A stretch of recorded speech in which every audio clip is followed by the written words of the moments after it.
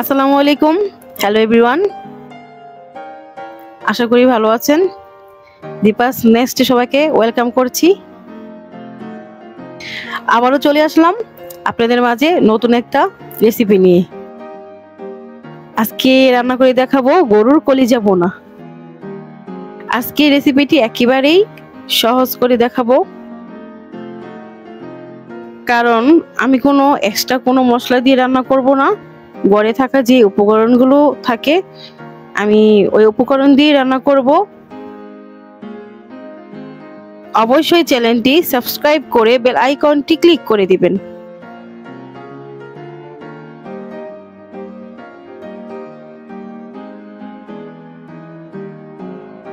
আমি এখানে প্রায় 1 কেজি পরিমাণ কলিজা সেদ্ধ করে নিয়েছি।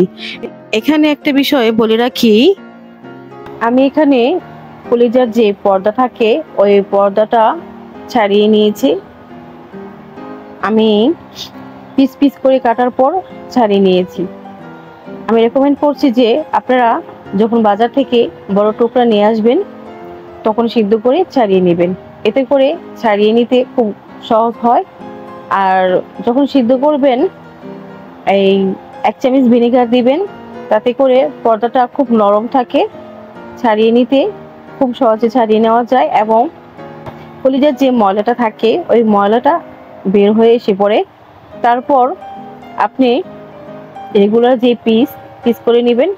পর্দাটা যদি না ছাড়িয়ে নেওয়া হয় সেক্ষেত্রে কলিজাটা শক্ত হয়ে যাবে। আর অবশ্যই একটা কথা বলে রাখছি যে কলিজাটা একেবারে কম সিদ্ধ করবেন। বলক ওঠার পর 2 থেকে 3 মিনিট সিদ্ধ করলেই এনাফ।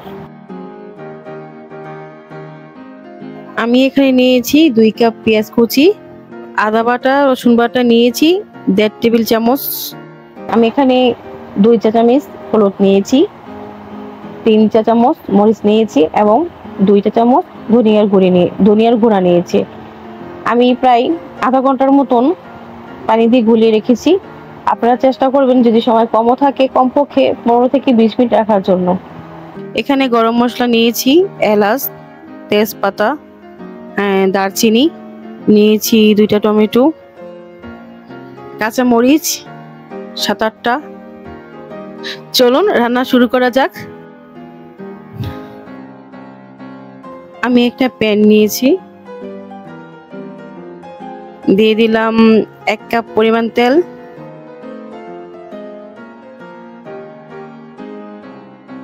দিয়ে দিলাম পেঁয়াজ কুচি,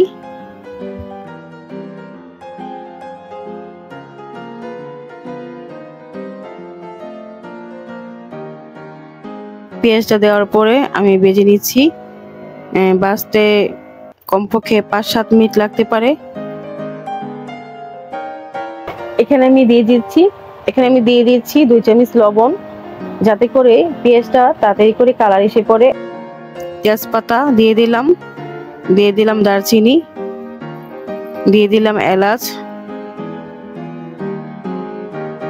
10 মিনিটের মতন আমি পেঁয়াজটা একদম ব্রাউন কালার করে ভেজে নিয়েছি। দিয়ে দিলাম আদা রসুন বাটা। এখন আমি কিছুটা নাড়াচাড়া করে দিচ্ছি। আদা রসুনটা একটু ভেজে নিলাম।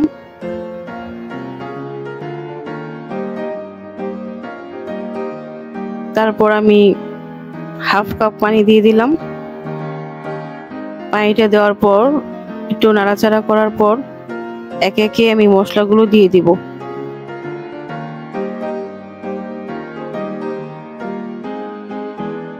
দিয়ে দিলাম হলুদের মিশ্রণটি, মরিচের মিশ্রণটি,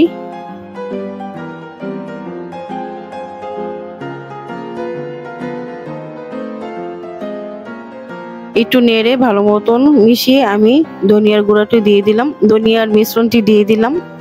তারপরে একটু কষিয়ে নিচ্ছি। 2-1 মিনিট কষানো নেওয়ার পরে একটু পানি দিয়ে দিলাম।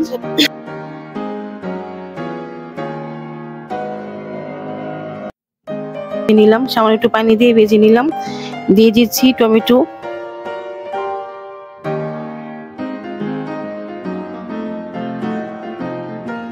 দেওয়ার পর আমি ভালো মতন এটা কষিয়ে ঢাকনাটা রেখে দিলাম।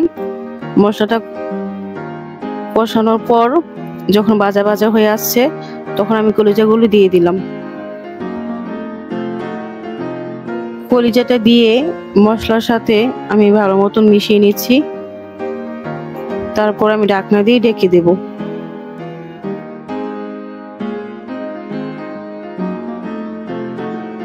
পাঁচ থেকে 7 মিনিট পর আমি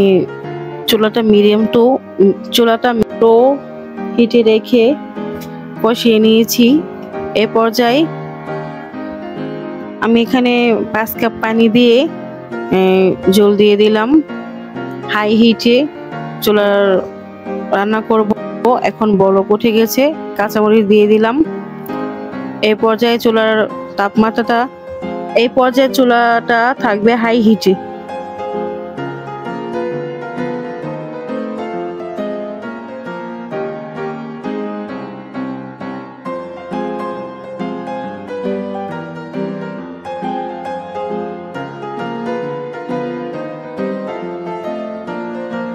পনেরো থেকে 20 মিনিট পরে আসার পর আমি দেখেন তরকারিটা এখন কষানো হয়ে গেছে, একেবারেই বোনা বোনা হয়ে গেছে। এই পর্যায়ে আমি 1 টেবিল চামচ জিরা দিয়ে দিলাম, 1 টেবিল চামচ গরম মশলা গুঁড়া দিয়ে দিলাম,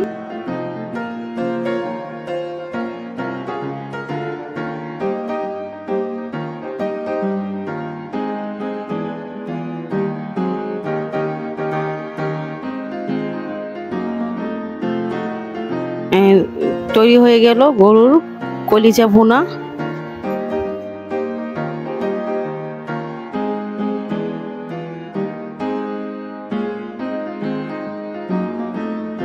একেবারে সিম্পল রেসিপিটি আপনাদের মাঝখানে নিয়ে আসার চেষ্টা করেছি।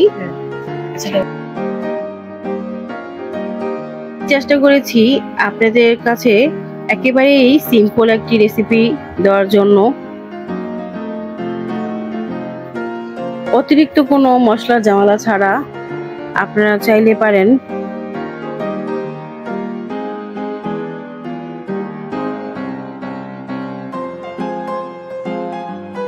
মজাদার কলিজা ভুনা রান্না করতে।